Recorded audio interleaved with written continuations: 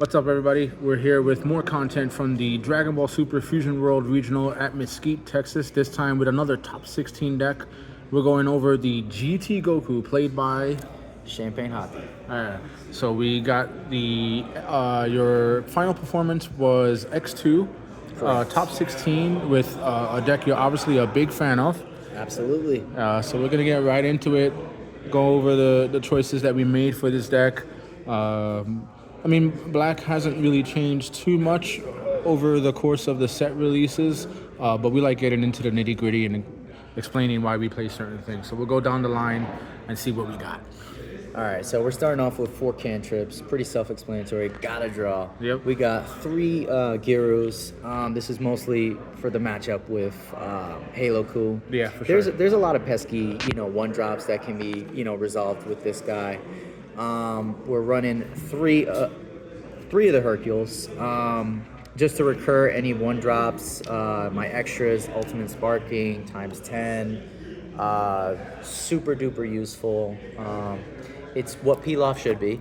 I don't know. That's debatable. Yeah, I don't know. I think this is fair. I don't know about Pilaf, but moving on, we got Chi-Chi. I feel like she's been the real game changer. I'd say arguably 1-2 slot of the best new additions I've made to the deck. I'm running 4 of them.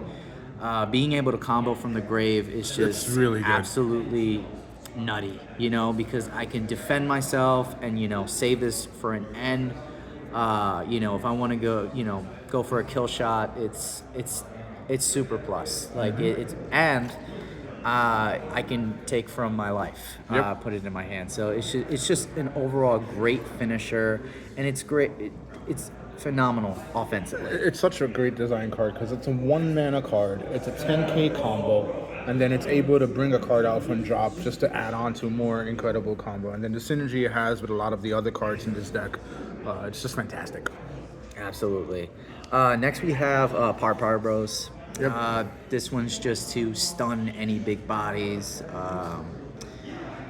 Especially in the yellow matchup, like if I can't remove a 4-drop Goku, this helps. Yep. Being that it no longer can stun my field. Yeah. There's a few other applications. I'm playing Broly. I want to stop a big body from attacking. For sure. Yep. Moving on, we have Kakarot. Again, this is a very situational card. I was running 4. I brought it down to 2 just because I noticed that a lot of times I was charging it. This is one of those examples of, needing, you want to have it just in case. It's very circumstantial. For sure. I play it out a lot of times if I'm turn 4 and I have the marker and I don't want to lose momentum. I want to keep that marker. I'll play the ape out and I'll play this with it just so I can generate a marker so I can, it's just, again, very circumstantial. For sure. I mean, marker generation is the black color in this game is built around marker generation. Yes. So having a bunch of different ways to do it is always good. Obviously as the card pool increases, the importance of this particular card might decrease. But again, like you were saying, it's just one of those things that you want to have it and not need it rather than need it and not have it. Exactly. It's a great card. It does wonderful for what the color's theme is, the color identity. And, it's just a good card. I agree. Moving on, we got GT Trunks. Fancy. Yes, this guy he's just a lifesaver. He protects my board. I normally will not put him out early just because I'm afraid of it being removed too early. So my normal, line of play is to either wait till I have marker for energy to play it out with Great Ape Baby Vegeta, or I will go ahead, wait till I have 6 energy, play it with a GT Goku, and then put it out just so that I have extra protection. He's a game changer for ever since we got this. It's just helped propel this deck. I teched in 2 of the Bardock, the 3-drop dual striker in GT Goku. It's just great. It's great. I can go ahead and for 4 energy whether it's a marker or just even a regular energy, it could be 30 to 35 dual striker. Yep. It's phenomenal. Great finisher. Good for putting pressure as well. Then we have 3 of the Super Saiyan 3 GT Goku. He is my perfect turn 3 play when I go first. This is what I want. And if not this, then I will resort to playing Glorio again and then my Kakarot. Right. So again, he's phenomenal in generating that early game marker, as well as being able to take from life. We of course are running 4 Glorios. Ideally, you want to go first in this, Right. playing this deck. You want to take full advantage of the pressure and the draw. For 2 energy, you can't really beat the value that this guy Indeed. brings. And then we have 2 Great Ape babies. Evil monkey.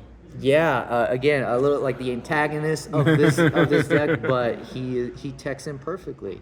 He brings out, any of my 1-drops. He brings out Trunks. He brings out Glorio, assuming one of, either myself or the player has a marker. It's just the value of it. And then I can go ahead and remove. I get special removal. Yep. Because, if a card says cannot be KO'd, it's not being KO'd. It's dragging a card into the combo area. So it's just a unique way to have removal as well as momentum. It's amazing. For sure.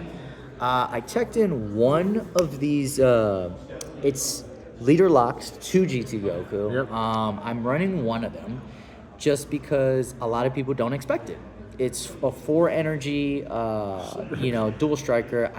That's assuming I have the marker. Yeah. But it can put phenomenal pressure on the end game for Broly or Nameku or whenever they're at two life. My second we got dual Bardock. or double striker is of course Bardock. Bardock's been a staple since Black's conception. Yep. Normally people run more, but with the amount of 0 cost and also to realizing that I think for a lot of matchups, like getting to 2 sometimes, is it's just not as common. They don't want to let you they assume that you're going to double strike them. So it's just like I like to go ahead and use the dual striker, go ahead and use a lot of bodies in floodgate basically, rather than go for the end. But you still need double strikers, and then he provides removal as well, as long as I put some oomph on it.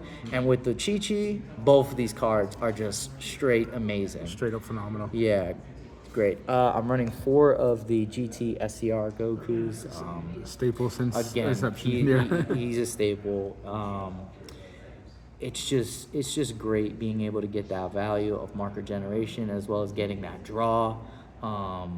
I have been, as of lately, opting to not play him so early, waiting until I have a full board of other things like, GT Super Saiyan 3, Glorio, Great Ape, Trunks.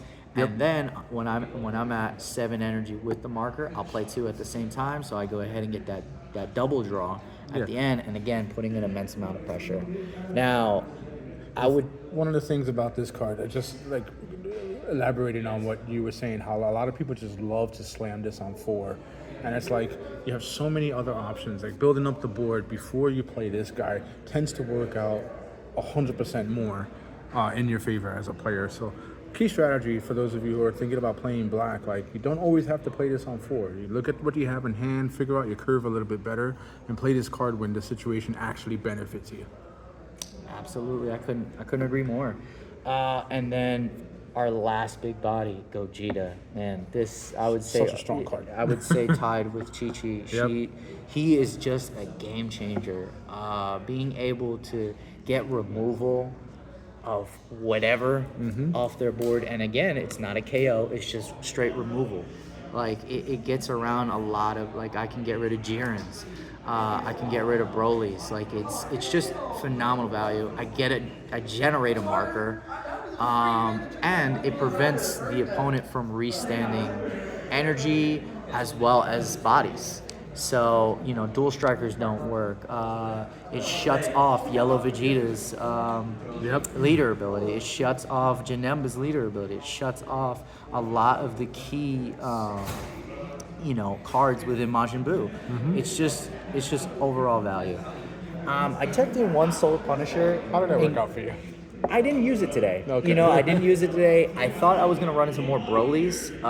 Really, this is crucial for the Broly matchup. Again, Okay. I think Broly, I didn't run into the matchup. The presence was here today, but this is really just in case I don't see my my Gogeta or my Bardock or something that can remove off the field. So it's, again, a circumstantial card. We're running 2 of the ×10s. This is mainly for Halo Coup. This is mainly for Red, specifically Daima. Right. It just when you pop that marker and you can knock out 3 costs, it's just insane value. Absolute staple. And then we have another new addition, Ultimate Sparking. And it is, again, just a great. It just fits with the deck so well, especially after, if I am swinging with a GT Goku or I put Gogeta on the field, I can leave that marker open and now I have extra defense. And I can shut off a lot of, attacks. Like if they have 2 or more cards, instead of using a par, I can save that 10k in hand. I can use this. It's great against numerous decks. This absolutely destroys Majin Buu. This card right here absolutely. It's a powerhouse of an extra card. Like. And then we're running our 4. We got our super combos. We're running our 4 super combos, but yeah, overall, I'm super happy with my performance today. Yeah, top 16. You got the cereal. 11th, yeah. So it was definitely a fun day. My matchups were a little bit not what I expected, but again, I played a variety. I played, I played 1 black deck. I played 2 green. I played 2 yellow. I played 1 blue, and I played 1 red. Again, super happy with today. Awesome. Well, congrats on the performance. Thank you. Everybody, that was a GT Goku profile, top 16. Congrats, and we'll catch you on the next one.